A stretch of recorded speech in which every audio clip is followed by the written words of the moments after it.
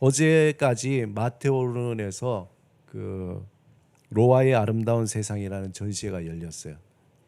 이 전시회는 그 로아 할아버지가 손녀를 위해서 이렇게 선물로 이렇게 준비하신 건데, 어제 점심 때 잠시 그 로아의 할아버지하고 잠깐 이야기를 나눈 시간이 있었습니다.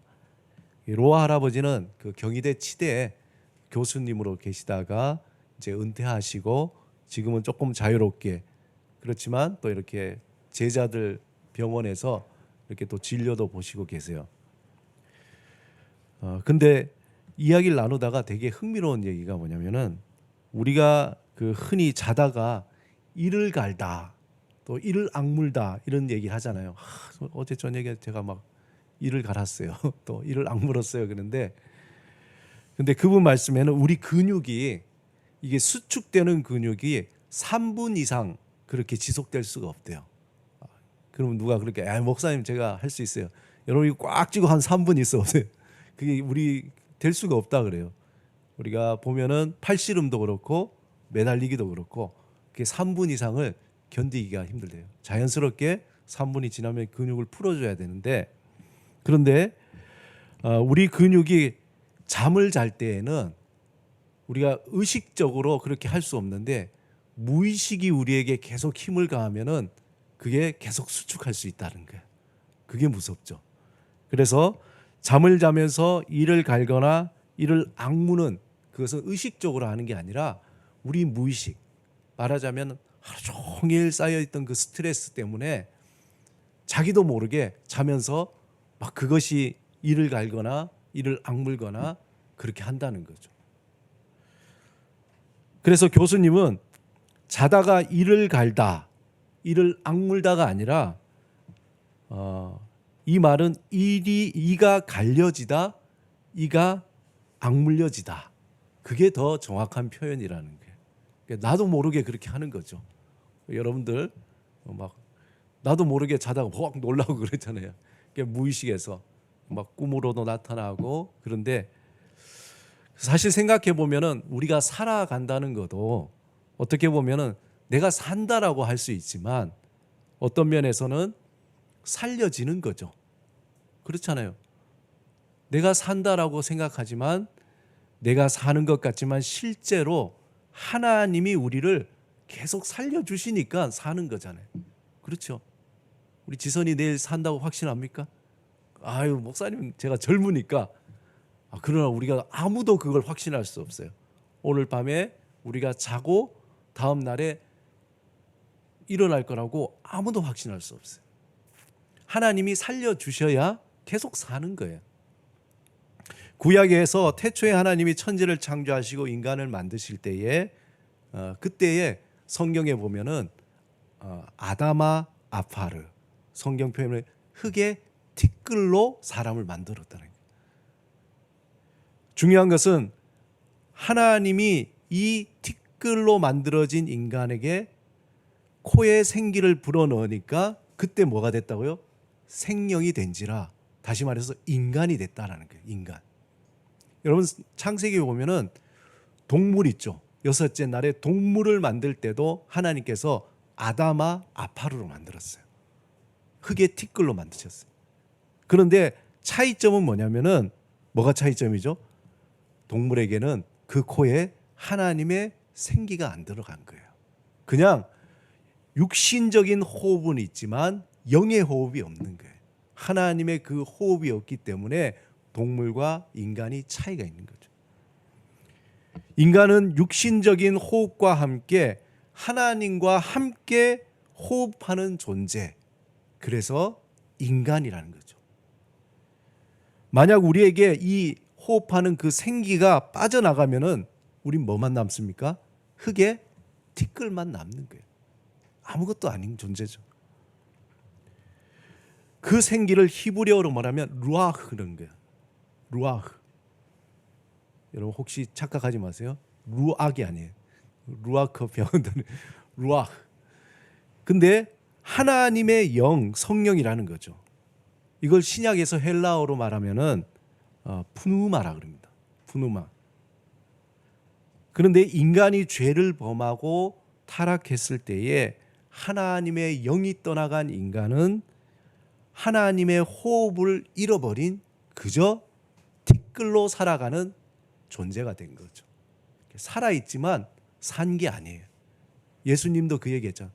살아있다고 다 산 게 아니라는. 하나님의 호흡을 가진 자만이 정말 살아있는 자가 된 거죠. 그 호흡은 우리가 예수 그리스도를 영접할 때에 그 호흡이 우리에게 다시 시작되는 거예요. 그래서 요한복음 20장 21절 22절에 보면 부활하신 예수님이 제자들 앞에 나타나셔서 뭐라고 얘기하셨냐면 예수께서 또 이르시되 너희에게 평강이 있을지어다. 아버지께서 나를 보내신 것 같이 나도 너희를 보내노라.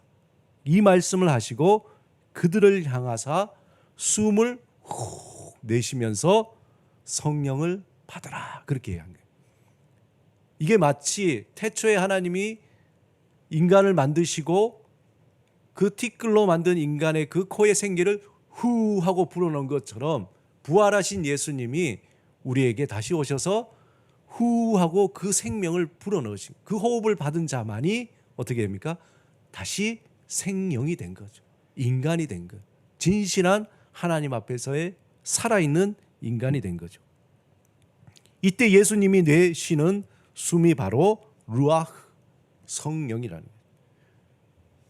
하나님의 호흡인 성령을 받은 우리는 이제 하나님과 호흡하는 그러한 존재로 새롭게 태어나게 됐습니다. 그걸 우리가 born again, 거듭났다는 거예요. 예수 그리스도를 믿을 때에 하나님의 영, 그리스도의 영, 그 하나님의 영이 우리에게 새롭게 호흡을 주셨기 때문에 우리는 새롭게 태어난 존재가 된 거예요. 새로운 피조물이 된 거예요. 그래서 이제는 우리가 사는 게 아니라 예전에는 내가 사는 거지만 그리스도의 영으로 성령의 인도하심으로 살려지는 삶이 된 거예요. 성령의 인도하심을 따라서 우리가 살려지는 삶. 이것을 바울은 갈라디아서 2장 20절에 이렇게 고백합니다. 우리 다 같이 시작. 이제는 내가 사는 것이 아니요 오직 내 안에 그리스도께서 사시는 것이라. 기가 막힌 표현 아닙니까? 이제는 내가 사는 게 아니에요. 예수 안 믿는 사람들 이게 무슨 말이냐. 내가 사는 거지. 내가 먹고 아침에 일어나고 내가 걸어 다니고 내가 사는 거라는. 근데 바울은 그게 아니라는 거예요. 하나님의 호흡을 받은 하나님의 영, 성령을 받은 자는 내가 사는 게 아니라 뭐요? 내 안에, 오직 내 안에 그리스도께서 사시는 것이라. 그리스도의 영이 살아가는 거죠. 우리를 살게 하시는 성령님은 어떤 분이냐면 보혜사 성령이에요. 보혜사 성령님. 이 의미는 뭐냐면은 보혜사는 헬퍼입니다. 우리를 도와주시는 분이에요. 성령님이 누구시냐라고 얘기하면은 한마디로 얘기하면 우리를 도와주시는 분. 우리를 살도록 도와주시는 분. 하나님 앞에서 살도록 하나님의 자녀로 하나님의 뜻을 따라서 우리의 인생을 새롭게 살도록 도와주시는 분이 보혜사, 헬퍼, 성령님입니다. 이전에 우리가 삶의 주인이 되어서 살아갈 때는 우리 삶에서 우리가 주인이 돼서 내가 모든 것을 하려고 했지만 이제는 하나님이 우리 삶의 주인이 되시고 성령의 도우심으로 사라져가는 삶을 살게 되는 거예요. 그래서 성령님을 의지하고 성령님께 지혜와 도움을 구하면서 살아가는 거예요. 나 혼자 사는 게 아니라 모든 일에 성령님 도와주십시오. 지혜를 주십시오. 어떻게 이걸 좀 해결하게 해주십시오.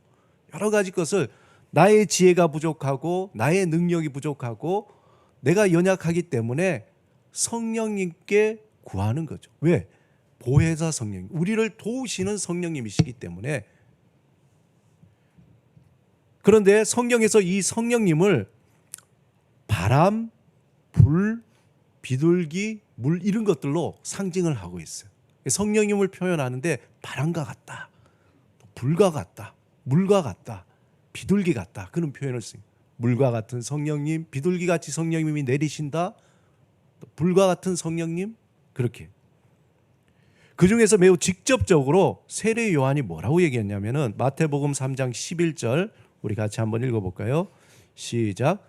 나는 너희로 회개하기 위하여 물로 세례를 베풀거니와 내 뒤에 오시는 이는 나보다 능력이 많으시니 나는 그의 신을 들기도 감당하지 못하겠노라. 그는 성령과 불로 너희에게 세례를 베푸실 것이요. 세례 요한은 물로 세례를 줬어요. 근데 세례 요한이 내 뒤에 오시는 그 메시아 예수 그리스도 예수님은 성령과 불로 세례를 준다는 거예요. 굉장히 독특한 표현이죠. 예수님 자신도 뭐라고 표현하냐면 누가복음 12장 49절에 내가 불을 땅에 던지러 왔노니 이 불이 이미 붙었으면 내가 무엇을 원하뇨.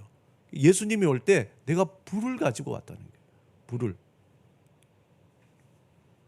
오늘 본문 3절에도 보면은 성령님이 임하셨어요. 마가의 다락방에 제자들이 기도하면서 주님이 주시는 그 약속을 기대하며 기다리면서 기도할 때에 그 임하시는 그 모습을 마치 불의 혀처럼 갈라지는 것들이 그렇게 표현했어요.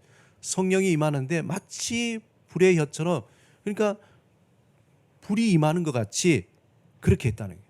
지난주에도 말씀드렸지만 누가는 의사로서 아주 객관적으로 뭔가 그 현상을 기록하고 있는 거예요. 그날에 성령이 임하실 때에 마치 불이 막 혀가 갈라지는 것처럼 각 사람에게 임하였다는 거예요. 세례 요한이 자신은 물로 세례를 주지만 예수님은 불로 세례를 주신다고 한 의미와 성령이 마치 불과 같이 임하신다는 이게 도대체 무슨 의미일까? 불과 같이 임한다는 건 무슨 의미일까? 여기에는 아주 두 가지 중요한 의미가 있어요. 첫 번째 뭐냐면 첫 번째는 이 불과 같이 임하는 성령님을 통해서 과거의 것을 태우고 새 창조의 삶을 살게 된다는 거예요. 물로 세례를 주는 세례 요한은 단지 회개만 끝나지만 예수 그리스도를 통하여서 불로 세례를 주는 것은 우리의 과거의 모든 것을 다 태우고 이제 새롭게 우리가 하나님 안에서 새로운 피조물로 새 창조의 삶을 살아가게 된다는 거예요. 성령님이 우리에게 임하시면은 이전에 우리가 살던 삶을 회개할 뿐만 아니라 세상의 헛된 욕망과 헛된 소망을 다 불태우는 거예요. 그래서 우리가 기도할 때에 찬양도 그렇게 했지만 성령님 우리 안에 헛된 것들을 다 태워주시옵소서. 우리 안에 살다 보면은 자꾸 이 세상의 모든 유혹과 헛된 소망들이 불씨를 자꾸 일으켜요. 꺼트렸는데 또 일으키는 거예요. 그런 세상의 헛된 것들을 다 성령의 불로 다 태워달라고 우리가 고백해야 합니다. 성령이 우리에게 임하시면 이전에 우리가 살던 삶을 회개하고 세상의 헛된 욕망, 헛된 소망을 다 불태우고 이제 하나님이 주시는 새로운 열정과 산소망으로 살아가는 새로운 불이 우리 안에 일어나는 거죠. 여러분 경험하지 않았습니까? 예수를 믿고 난 뒤에 내가 새롭게 살아야 되겠다. 뭔가 하나님의 뜻대로 살아야 되겠다. 바르게 살아야 되겠다. 말씀 따라 살아야 되겠다 하는 그 열정, 그 불이 일어나잖아요. 하나님이 주시는 새로운 열정과 산소망으로 살아가는 존재가 돼야 돼요. 그걸 또 우리가 사모해야 돼요. 그리고 두 번째 불과 같이 임하시는 성령을 통해서 하나님은 우리에게 새로운 권능을 주시는 거예요. 권능. 예수 그리스도, 그 권능은 예수 그리스도를 증거하는 증인의 삶을 살게 하는 권능이라는 거예요. 사도행전 1장 8절에 보면은 오직 성령이 너희에게 임하시면 너희가 권능을 받고 예루살렘과 온 유대와 사마리아와 땅끝까지 이르러 내 증인이 된다는 거예요. 성령이 임하시면 너에게 권능, 다시 말해서 힘, 능력, 파워가 생긴다는 거예요. 그런데 이 힘은 세상에서 나 자신을 드러내거나 세상에 군림하고자 하는 그 힘이 아니라 오직 예수 그리스도를 증거하는 데 사용되는 힘입니다. 오직 예수 그리스도를 증거하는 데만 쓰이는 그 힘이라. 그래서 성령이 임했는데 이걸 가지고 내가 뭔가 세상에 드러내고 내가 이 세상에서 잘 먹고 잘 살고 뭔가 부귀 영화를 누리려고 쓴다면 이 힘은 작용을 안 하는 거예요. 오직 예수 그리스도를 증거하는 그 일에 쓰이는 힘을 주신다는 거예요. 이 힘은 이 세상에서 오직 예수 그리스도를 증거하는 데 사용하는 힘이라는 거예요. 불과 같은 성령이 제자들에게 임하여서 그들은 이전과 전혀 다른 삶을 살게 됩니다. 그들은 예수 그리스도를 증거하는 증인으로서 아주 역동적으로 살아갔습니다. 그들은 예수를 알고 예수 안에 성장하고 예수를 증거하는 삶에 열정이 생긴 거예요. 그런 일을 하면 막 신이 나. 막 그걸 하고 싶어지고 예수를 증거하고 싶어지고 더 말씀을 듣고 싶고 예배하고 싶고 기도하고 싶고 찬양하고 싶고 그런 마음이 생기는 거예요. 그것을 기뻐하고 그것을 위해서 시간을 들이고 헌신하는 거예요. 만약에 저와 여러분이 그런 마음이 생기지 않는다면 성령의 불씨가 지금 아주 약하게 돼. 꺼지진 않아요. 아주 약하게. 아주 성냥불처럼.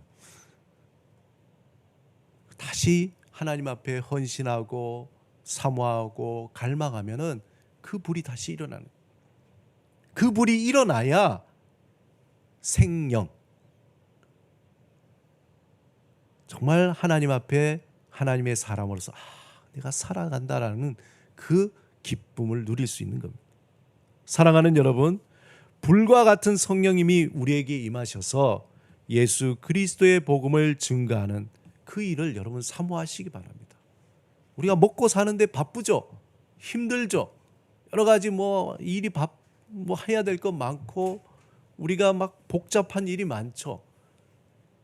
그런데 예수 그리스도를 증거하기 위한 그 삶을 사모하고 거기에 헌신하고 그것에 관심을 가질 때에 다른 모든 일들도 정리가 되는 거예요. 질서가 잡히는 거예요. 이거 해결하려고 막 거기에만 애쓴다면은 오히려 그 일에 파묻혀서 우리의 불씨는 사그러들고 우리의 열정은 사그러들고 삶의 기쁨도 목적도 모든 게 다 흐려져서 혼탁하게 되는 거예요. 불과 같은 성령님이 우리에게 새로운 능력을 주시고 우리를 통해서 죄에 빠진 영혼을 살리는 그 삶을 사모하시기 바랍니다. 우리에게 주시는 재능과 시간과 물질 위에 불과 같은 성령님이 임하셔서 하나님을 알지 못하고 방황하고 절망하고 세상의 헛된 것을 쫓아 살아가는 이들을 하나님께로 인도하는 그 일을 사모하시기 바랍니다. 하나님, 제가 거기에 쓰임 받길 원합니다. 제가 그 일을 하기를 원합니다. 그것을 위해서 기도하고 사모하고 갈망할 때에 우리 안에 새로운 성령의 불이 새롭게 일어날 것입니다. 그렇게 사모하고 헌신하는 자에게 하나님은 불과 같은 성령을 내려주시는 거예요. 새로운 창조적인 삶을 살게 하시며 풍성한 열매를 맺게 하시는 거예요. 예수님이 십자가에 돌아가시고 난 뒤에 너무 실망해서 베드로 어떻게 했습니까? 자기 고향에 돌아가서 그냥 생업을 다시 가는 거예요. 그냥 고기 잡는 일에 그냥 소망도 없고 힘도 없고 열정도 없고 그냥 하루하루 그냥 고기 잡으러 또 살아가는 거예요. 그때 예수님이 오셔서 다시 불을 지피셨잖아요. 내가 너를 사랑하느냐? 그 얘기가 뭡니까? 너의 그 마음에 정말 영혼을 사랑하는, 영혼을 구하는 그 일을 사모하고 헌신하라는 거예요. 그때 비로소 네가 살아갈 수 있어. 내가 삶의 주인이 되어서 꾸역꾸역 살아가려는 삶이 아니라 불과 같은 성령님이 내게 임해서 그 성령에 이끌려서 살려지는 삶을 살아야 되는 거예요. 그렇게 살아야 돼요. 날마다 불과 같은 성령님을 사모하시기 바랍니다. 우리 안에 있는 교만과 거짓과 헛된 것을 다 태워버리고 예수 그리스도의 복음을 증거하는 증인의 삶을 살기 위해서 열정과 그 불길, 그 성령의 불길이 우리의 삶을 이끌어 가도록 갈망하고 기도하고 사모하시기 바랍니다. 그 일에 헌신하는 우리 미화 십자가교회, 오늘 예배드리는 모든 여러분들의 삶에 하나님의 함께 하시기를 주님의 이름으로 축원합니다. 우리 이 시간에 잠시 한번 기도드리겠습니다. 우리 이 시간에 기도드릴 때에 통성으로 한번 주님, 저의 마음이 너무나 메말라 있습니다. 성령의 불씨가 너무나 사그러들어 있습니다. 우리가 마음에 열정도 없고 우리 삶에 피곤하기만 하고 하나님 혼란하기만 합니다.